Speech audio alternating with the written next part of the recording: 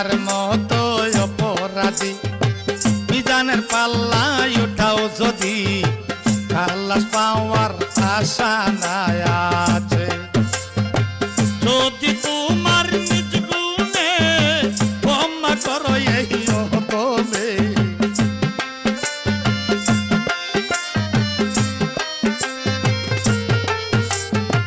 যদি তোমার নিজ গুণে ক্ষমা করো এই তবে ক্ষমা পাবো আমি মাওলার কাছে।